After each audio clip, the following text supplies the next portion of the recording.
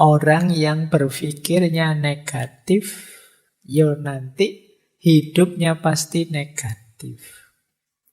Ketika gaya hidupnya negatif, yo dia tidak mampu mencapai tujuan hidupnya.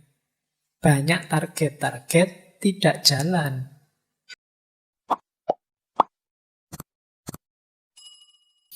Assalamualaikum warahmatullahi wabarakatuh. Nah, ini loh kehancuran yang dihasilkan dari self-sabotage tadi. Pembacaan diri tadi. Jadi, orang yang berpikirnya negatif, yo nanti hidupnya pasti negatif.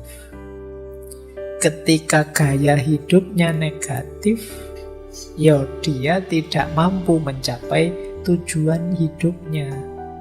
Banyak target-target tidak jalan.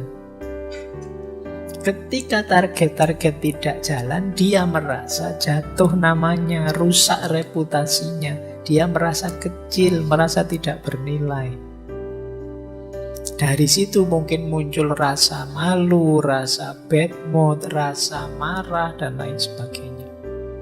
Akhirnya self-esteem-nya rendah. Dia tidak percaya diri, dia merasa tidak berharga. Jadi berpikir yang negatif tentang dirinya, akhirnya tidak sukses. Ketika tidak sukses, dia merasa tidak berharga. Dari rasa tidak berharga itulah dia terus malu, dia terus bad mood, dia terus marah-marah, dan lain sebagainya. Dan puncaknya merasa bersalah, stres, depresi, frustasi.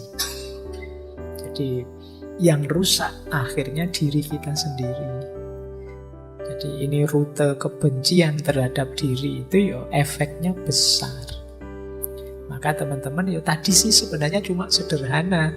Misalnya menunda-nunda saja, males-malesan saja, melupakan ini, melupakan itu, atau merasa tidak mampu dan lain sebagainya. Tapi efeknya ternyata besar untuk konstruksi hidup kita. Kan tadi bahkan sampai ya depresi, frustasi puncaknya. Mungkin yang level tidak terlalu dalam bisa rasa malu. Atau seandainya tidak malu, yo bad mood, atau jadi agresif. Kerjaannya marah-marah, terus sensitif. Temennya ngomong apa, dia tanggapannya apa. Ada temennya senyum atau temennya ketawa tentang apa, dia itu mesti menertawakan aku itu. Mesti menertawakan kegagalanku itu.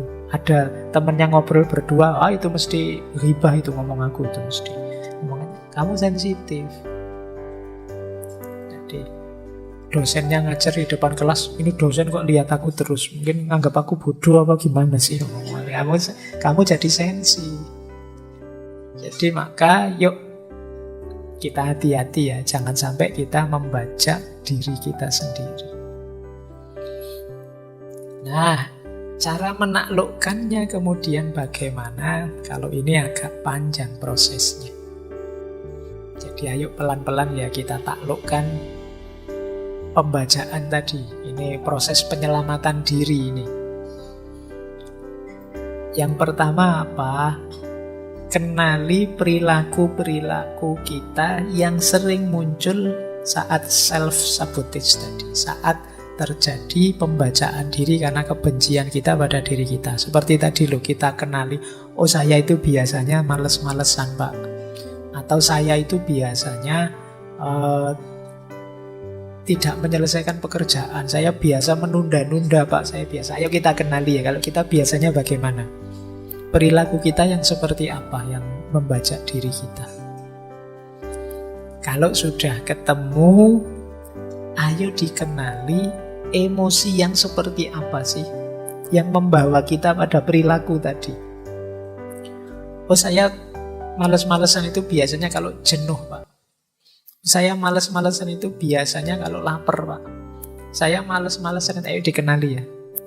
Jadi emosi yang mana yang membawa pada perilaku yang negatif tadi. Kalau sudah kenal emosinya, saya kalau sedang marah Pak, kalau sedang bosan Pak, kalau sedang bad mood dan lain sebagainya. Kalau sudah ketemu, sekarang ayo kita cari pikiran apa atau prinsip hidup apa yang bisa melahirkan emosi tadi. Karena perilaku ini muncul dari emosi, emosi ini kan muncul dari keyakinan-keyakinan atau pikiran kita. Oh, karena prinsip saya Pak, itu maju tidak maju itu kan sebenarnya sesuai takdirnya Allah saja. Jadi makanya saya males-malesan misalnya. Saya punya prinsip begini Pak itu. Nah itu, ini berarti akarnya ada di sini. Ada di cara berpikir kita. Saya selalu menunda-nunda Pak, karena dalam pikiran saya kalau memang terjadi pasti akan terjadi, kalau enggak ya enggak. Nah, itu. Cara mikir seperti ini ternyata yang membuat kita menunda-nunda. Oh saya itu orangnya Pak, lupa Pak. Nah, sering lebih suka melupakan sesuatu karena sering menggampangkan, meremehkan. Kenapa kok bisa begitu? Oh ternyata akarnya adalah karena bagi saya Pak, yang penting dan nomor satu adalah akhirat saja Pak. Kalau dunia itu tidak penting misalnya. Oh cara berpikir ini yang jadi akarnya. Jadi coba kalian cari akarnya. Jadi ini makanya tadi saya bilang ini perlu agak panjang mikirnya. Harus punya kepandaian tertentu membaca diri. Jadi perilaku saya tadi muncul dari emosi yang seperti apa? Emosi tadi lahir dari cara berpikir yang bagaimana. Kalau sudah ketahuan semua, saatnya mengubah cara berpikir sehingga emosinya terkendali dan perilakunya sesuai yang diinginkan. Nah, ini baru kita ubah yang menjadi yang positif. Dan yang terakhir, ayo dikembangkan perilaku-perilaku lain yang juga mendukung.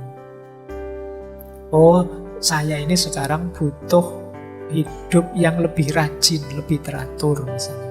Untuk bisa hidup yang rajin ini perlu cara berpikir istiqomah misalnya.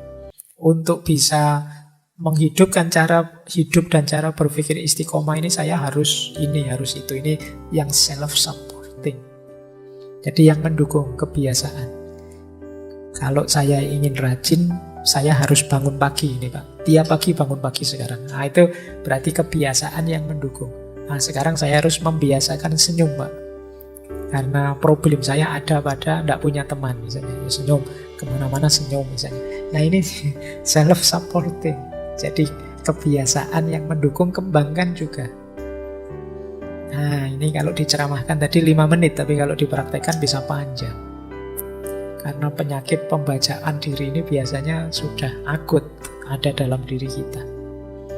Males, kemudian mudah lupa, menunda-nunda, itu kan ya gaya hidup kita selama ini.